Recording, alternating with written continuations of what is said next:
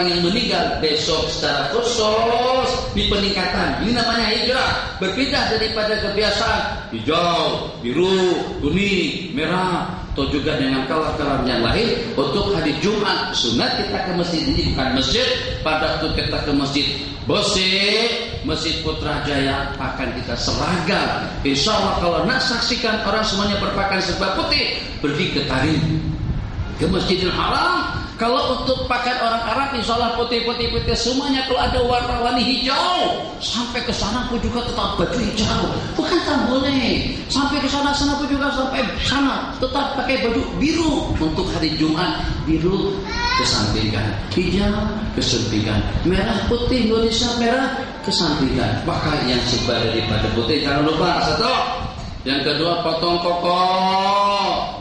Sederhana saja. Kata orang Indo, mumpung. Maksudnya pada saat itu ada kelebihan dan juga ada nilai pahalanya. Itu peluang. Allah berikan peluang daripada segala-galanya. Masya Allah, tabarakallah.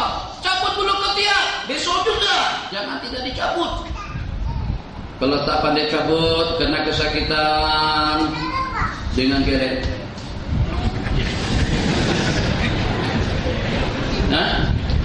Tak pandai juga ambil mancis.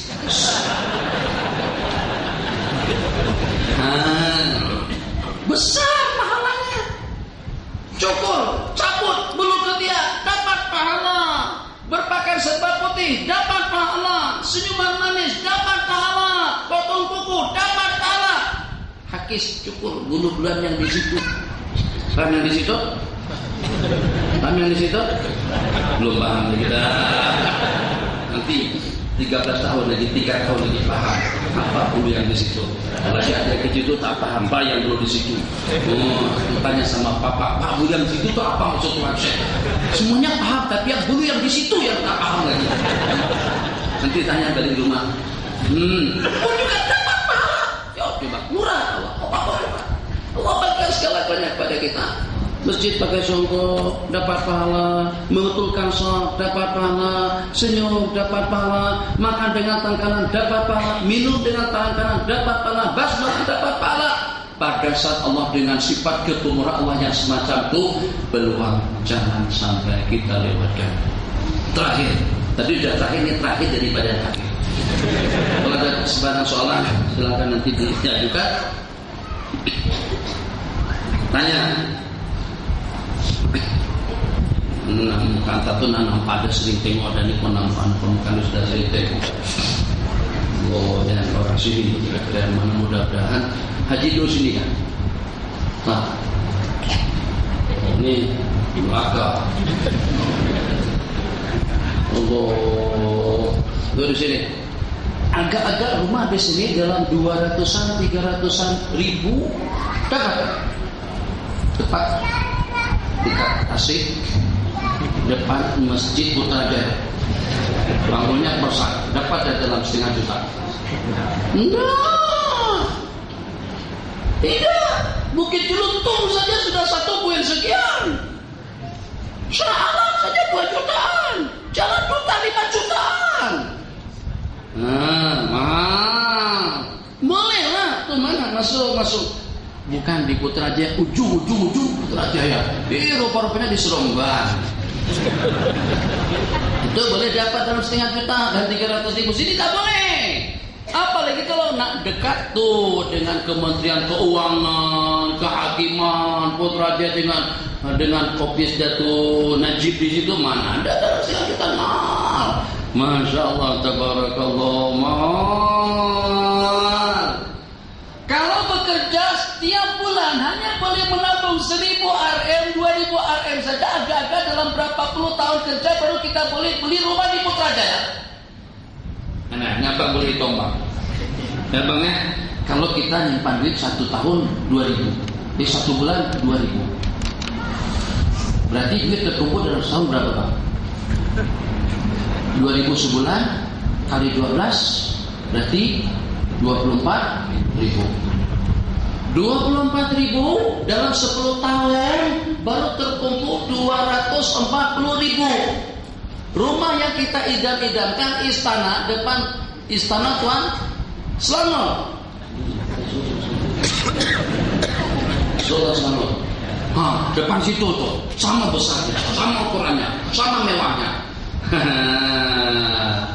10 tahun baru dapat 240.000, 20 tahun baru dapat 480.000. Mungkin kita perlukan umur kerja keras tidak kurang daripada 100 tahun baru kita boleh beli rumah di sana. Masya Allah, tabarakallah. Baru nak beli di Putrajaya sudah memerlukan umur 100 tahun.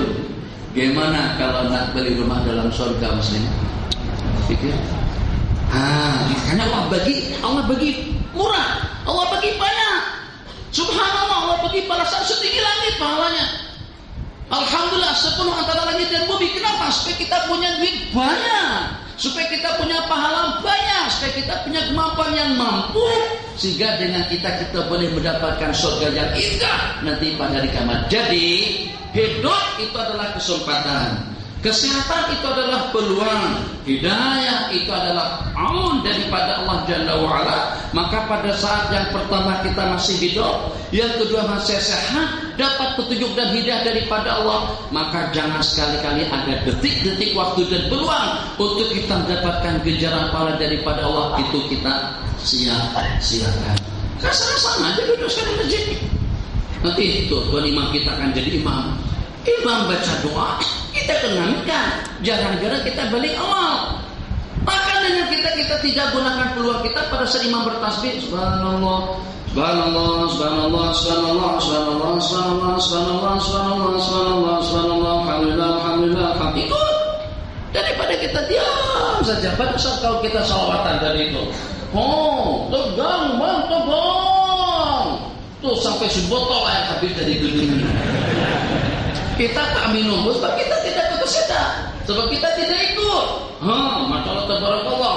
Baca, kasih Bismillahirrahmanirrahim. Baca lagi, gantian menyahut, gantian memimpin dengan satu botol atau juga dengan satu gelas air. Masya Allah, tabarakallah. Nah, jadi dengan kita tadi itu, kita hanya setakat jadi penonton saja. Kecuali kalau dengan yang sautannya susah, itu kita tak payah ikut, atau karena kita tidak boleh ikut. Tapi selama sautannya mudah-mudah saja. Siapa yang tidak hafal subhanallah, siapa yang tidak hafal alhamdulillah, siapa yang tidak hafal Allahu Akbar, mungkin di Putrajaya nanti besok selepas selesai sembahyang imam baca tahlil la ilaha illallah la.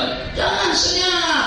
Sebab kenapa? Sebab tawaran yang Allah tawarkan kepada kita itu adalah surga terlampau mahal. Allah tak nak bagi kita diskon sampai 50% atau diberikan secara free, harus dibayar. Tapi sekecil apapun daripada kamu yang walaupun hanya dengan seumpama senyum, yang walaupun hanya dengan seumpama mengutip kotoran sampah, daun plastik atau juga dengan tisu, kita masukkan ke dalam poket, ke dalam poket kita tuh kita keluarkan, itu besar pahalanya. Allah berikan balasannya besar.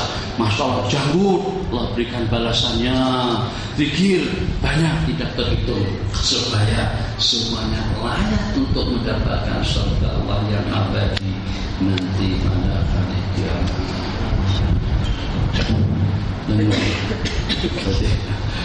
Silakan ada soalan. Kita berhenti paling lambat pun pukul 9.45. 15 menit saya berikan peluang untuk soal jawab saja.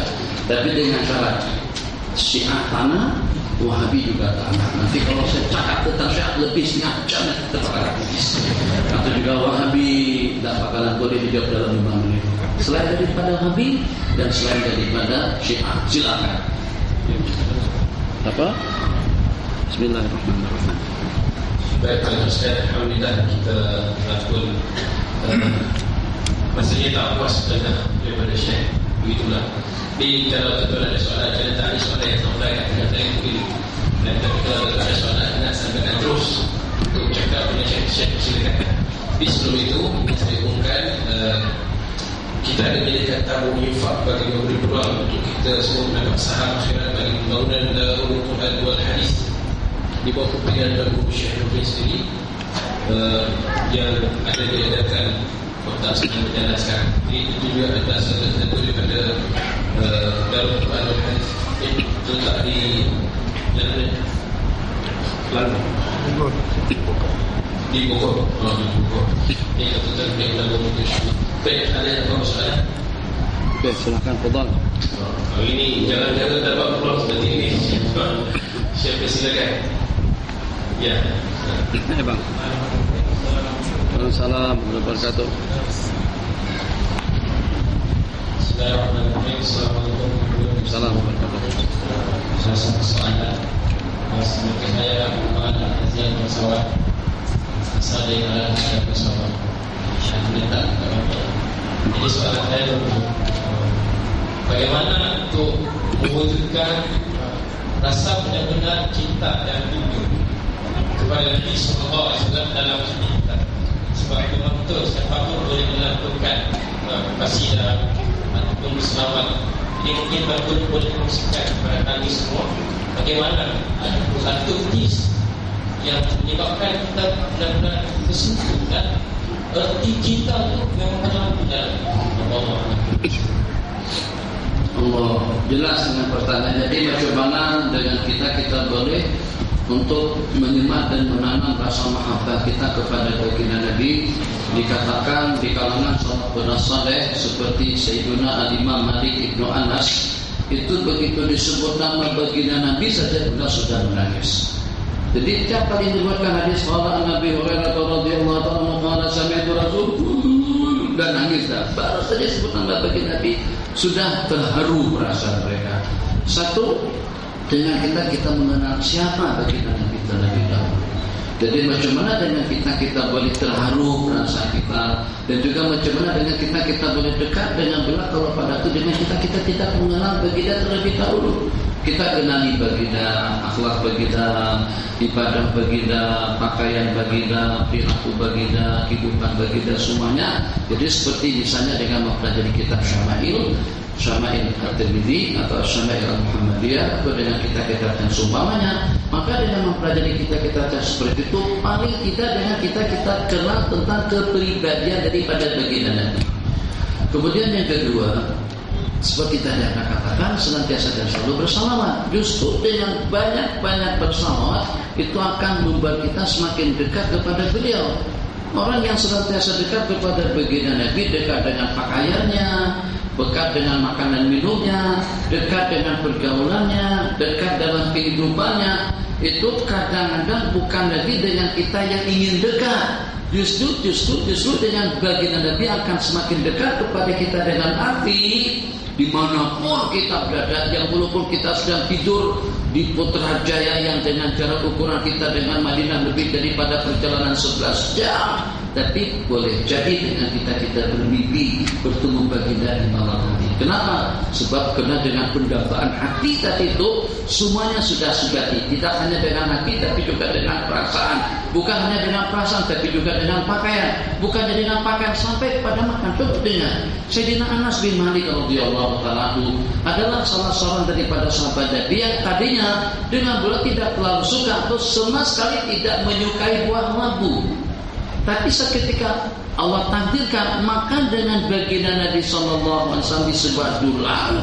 Ternyata Nabi kita kumpulkan tuh, Nabi kita cukup minat dengan buah labu. Jadi sejak daripada makan bersama Nabi tadi itu, akhirnya dengan beliau pun juga menyukai buah labu. Ini diantara daripada asbab yang akan mendekatkan kita kepada Sayyidina Rasulullah SAW. Sehingga dikatakan ada salah seorang warga daripada India hanya ketinggalan siwak kayu arak atau pada siang hari itu tak ada untuk membros giginya, langsung pergi ke masjid untuk melaksanakan salat jamaah, nangis risah-risah. Apa kira-kira kesalahannya? Membunuh, minum arak, main perempuan? Tidak lebih daripada tertinggalkan perkara yang kecil daripada sunnah. Tapi macam mana pun tidak ada yang kecil kalau itu adalah daripada sunnah-sunnah Rasulullah SAW. Jadi jernahkan pandangan, tatapan muka di rumah. Kalau kita memang nak juga rasa tak nyaman dengan pemandangan-pemandangan seperti ini, ada di situ tulisan Allah, di situ ada tulisan Muhammad. Mungkin kalau kita nak dekorasi rumah kita, dekorasinya seperti apa? Mungkin dengan kubahkah, mungkin dengan mimbarkah. Fatilkal qubbatul khadra wa fiha Nabi nuruhu yajrul ghayahi. Ada Qubatul Khadra, tengok muajah. Senantiasa kita bersalawat pada saat ketika kita menemunya. Insya Allah dengan usaha-usaha dan upaya semacam itu semakin terbuka hati kita dan juga semakin bertambah mahabbah dan rasa cinta kita kepada beliau. Silakan. Daripada soalan Nurul Muslimat, bagaimanakah untuk saya hilangkan rasa mengantuk semasa pengajian?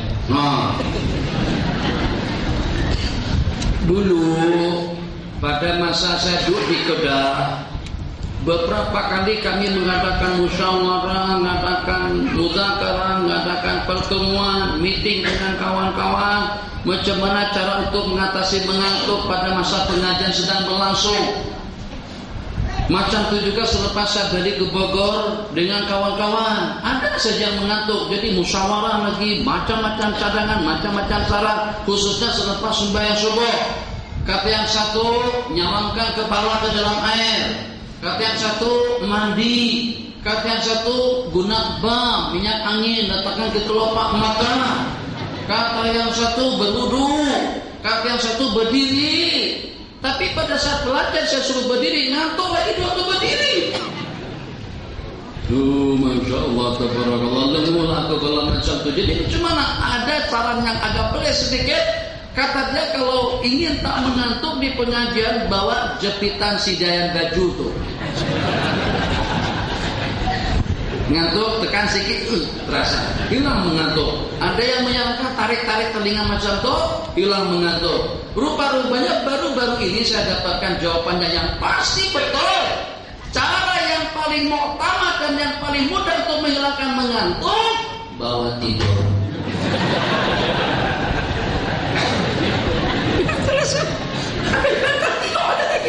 Takkan mengantuk lagi. Nah, ambil bantal, kering, hilang mengantuknya. Kenapa? Sebab kita sudah berpindah ke alam lain. Nah, itu jawaban yang betul. Jadi di antara daripada ini khusus, bukan dengan orang yang tidak rehat, bukan orang yang tak tidur, bukan dengan orang yang keletihan, bukan orang yang dah jenuh buat kerja itu dan ini sepanjang hari di ofisnya. Ini cerita kita kepada orang yang sehat, yang normal. Waktu untuk rehatnya cukup, untuk tidurnya cukup, untuk keperluan makan dan minum pun juga cukup. Itu ulama dan itu berlandasan daripada hadis mengatakan mengantuk dalam sembahyang, mengantuk dalam berzikir, mengantuk dalam kebaikan itu adalah daripada syaitan. Bukan orang yang keletihan dari itu tuh cerita letih, tuh mengantuk kena letih. Ini dah cukup tidur sejak daripada pukul 9 sampai pukul 5.30. Sambung lagi dengan tidur lepas sembahyang subuh, kena itu hari Ahad, besok Sabtu, besok Jumat, besok tak cuti, Sabtu Ahad cuti. Sambung daripada pukul 7.30 sampai dekat-dekat pukul 12. Atau besok tak pergi ke office karena sudah dapat kebebasan, tak pergi kemana-mana, sudah buat keputusan seperti itu. Akhirnya selepas sembahyang subuh tidur sampai pukul 12.30, bangun, mandi, pakaian, khutbah Jumat, ngantuk lagi. Itu memang betul-betul daripada syaitan. At-tasa'ubu, Nabi kita bersabda, al-utasu minar rahman wa at-tasa'ubu minas syaitan. Bersintu daripada Allah dan menguap itu adalah daripada syaitan. Jadi kalau nak mengatasi mengantuk, jangan guna obat-obatan, jangan guna minyak angin atau juga dengan bam. Cara mengatasinya bangkit, bawa tidur, bismillahirrahmanirrahim, ahya wa amut. Tidur senyap-nyapnya. Insyaallah tidak akan menguap lagi. Kalau masih juga tidurnya masih menguap lagi, itu sudah nak mati orangnya. Silakan yang lain. Ada 7 menit lagi, silakan Pak. Allah. Ya. Assalamualaikum warahmatullahi wabarakatuh. Kita mengikut peran sangat kami kemudian tidak teknologi membantu rumah ada rumah yayasan dan masyarakat Soalan saya berkaitan dengan teknologi. Baru-baru ini kita diperkenalkan dengan aplikasi seperti software di dalam smartphone, iaitu surah Yasin, surah Quran, dalam bentuk MP3. Soalan saya berkaitan dengan teknologi ini, bolehkah kita download aplikasi itu di dalam handphone seperti surah dan Al-Quran, tapi kita melangkah ke dalam tandas software itu yang berada dalam kita. Kita mengatakan Kalau kita surah Yasin itu tak ada di aplikasi smartphone kita, tapi kita melangkah seperti tempat tandas, sedangkan bahan suci ayat suci Al-Quran tidak boleh dibawa ke tempat seperti Allah. Jadi macam mana Al-Quran atau program Al-Quran yang ada dalam handphone kita, yang ada dalam MP3, dan juga dengan peralatan komunikasi. Jadi dengan kecanggihan teknologi sebenarnya kalau umat-umat yang terdahulu sampai mereka tidak berpeluang untuk membaca Al-Quran, itu boleh-boleh saja alasannya karena Al-Quran tidak ada dengan mereka, atau karena mereka tidak hafal Al-Quran. Jadi hujah Allah kepada kita di zaman modern itu lebih berat. Sebab kenapa? Sebab untuk membaca Al-Quran bukan lagi daripada Al-Quran, tidak mesti daripada orang yang hafiz. Bahkan dengan perantaraan amat yang sekecil MP3 atau MP4 misalnya, itu ternyata sebiji Al-Quran dengan semua nakmah dan juga dengan semua bacaan. Khalil Husarinya, Musyari Rashidnya, Sa'ad Ghamidiynya, Syekh Abdul Basidnya, At-Tablawiynya, dan juga dengan bacaan-bacaan yang lainnya. Takkan dengan kita sampai tidak punya peluang dan juga sudah tidak punya kesempatan untuk kita membacanya dengan keadaannya seperti itu. Itu yang pertama. Jadi kalau umat-umat yang terdahulu seandainya dengan mereka maji susah untuk pergi ke masjid, wajar-wajar saja, mana ada penerangan pada itu. Elektrik tak ada, mati tak ada, lampu tak ada. Mana ada Sayyidina Abu Bakar beli Al-Azhar misalnya, tak ada. Atau bagi pernah baca ke dalam hadis babu sayarati Avanza misalnya, bab yang menyatakan tentang kereta Avanza. An Abi Hurairah radhiyallahu ta'ala anhu, barang siapa beli kereta Avanza diskon 50%. Ada. Tapi mereka boleh sampai ke masjid.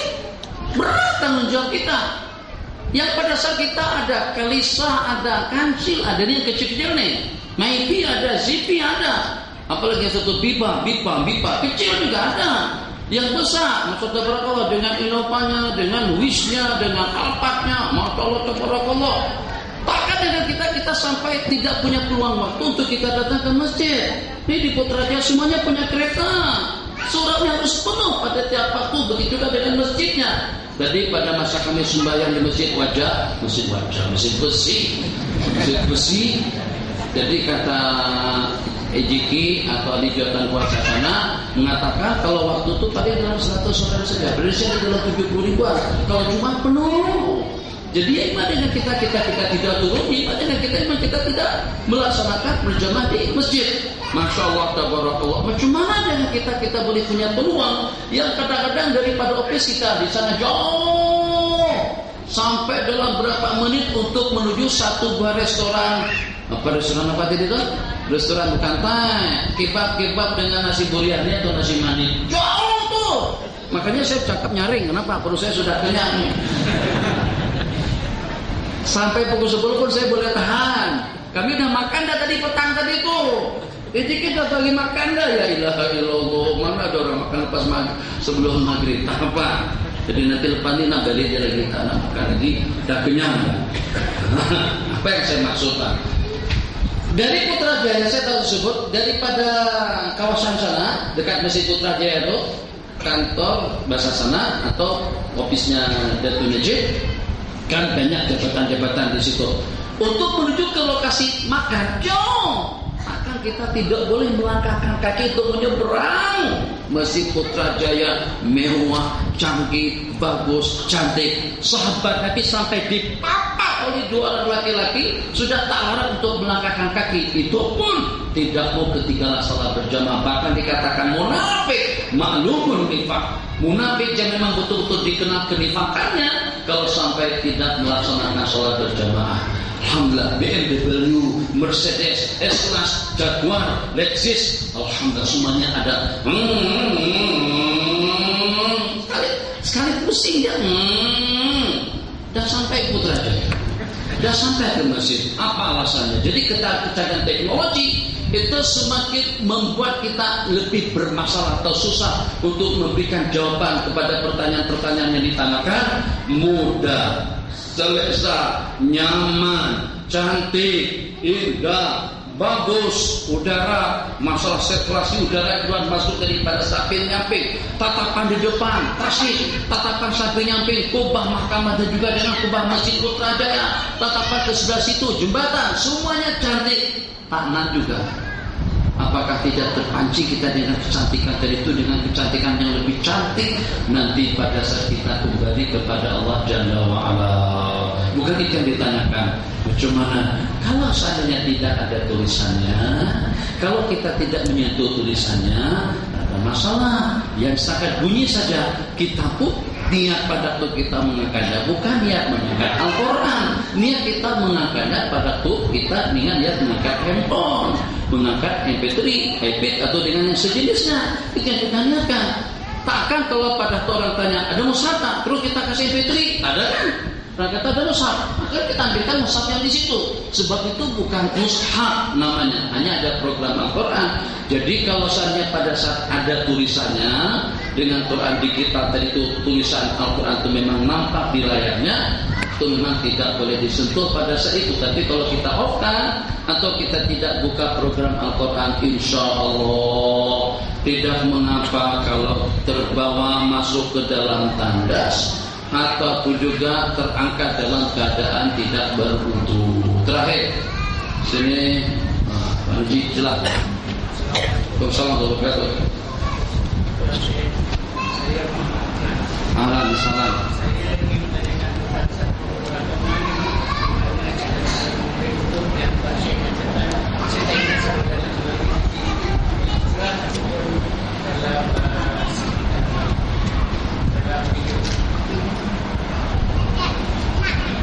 Apa yang saya katakan di situ?